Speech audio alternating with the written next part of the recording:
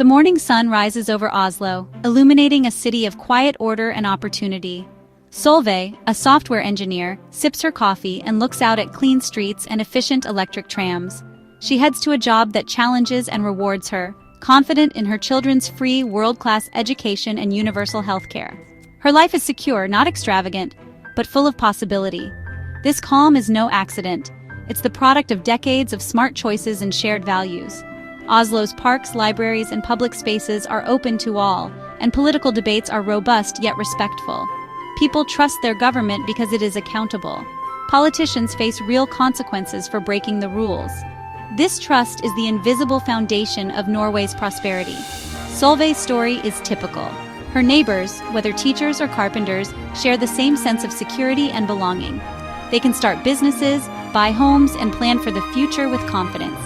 Here, wealth is measured not just in money, but in well-being and freedom. This stands in stark contrast to billions elsewhere who wake up worrying about clean water, safety, or corrupt officials. The gap between Solveig's world and theirs is vast. It's not about intelligence or effort, but about the systems that shape lives. Understanding why this gap exists is crucial. It's a question of fairness, justice, and the future of our world. What makes some nations thrive while others struggle? The answer lies deeper than geography or culture. It's about the rules that govern society. Why is Solveig's life in Oslo so different from someone in a poor country? The answer isn't simple. It's not about intelligence or work ethic.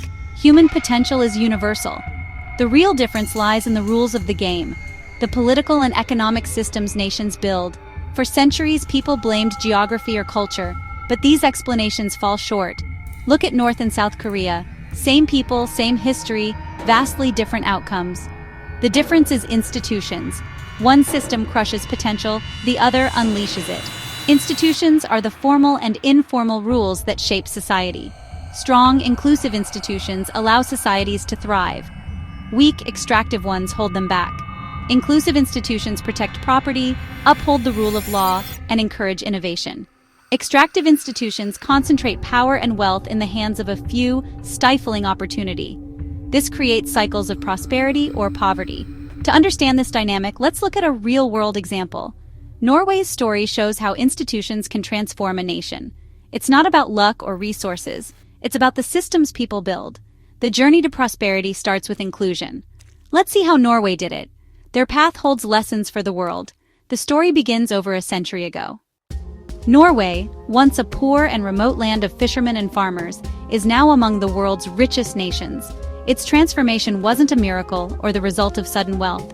It was a slow, deliberate process of building strong, inclusive institutions. Over a century ago, Norway established a constitutional monarchy and robust democracy. Political power was distributed, giving ordinary people a real voice. This inclusion created a government accountable to its citizens. Stability and fairness encouraged people to invest, innovate, and plan for the future. Property rights were protected, and courts enforced contracts for everyone. This level playing field rewarded hard work and creativity. Norway's institutions proved resilient through wars and economic crises.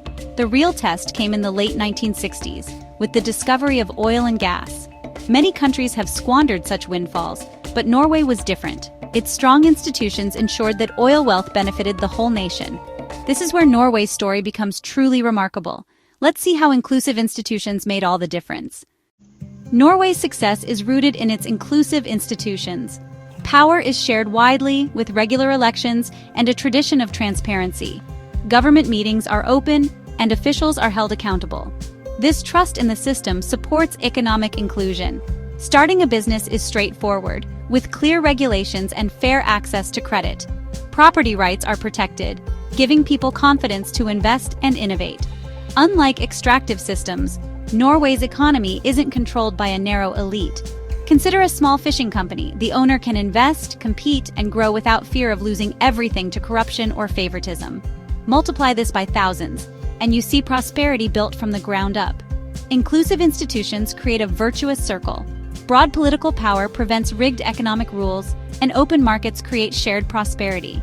People with a stake in the system demand good governance and public services. This positive feedback loop is the engine of sustainable growth. Norway's wealth was built on this foundation long before oil was discovered. The system works because it includes and empowers the many, not just the few. This is the real secret to national prosperity. It's a model that can be adapted elsewhere. The next key: investing in people. Norway's greatest resource isn't oil, it's its people. Long before oil, Norway invested heavily in public education for all. High-quality schooling was seen as a national investment, not charity. This created a skilled, adaptable workforce ready for new industries. Education enabled social mobility; anyone could rise, regardless of background. Talent and hard work, not privilege, drove success.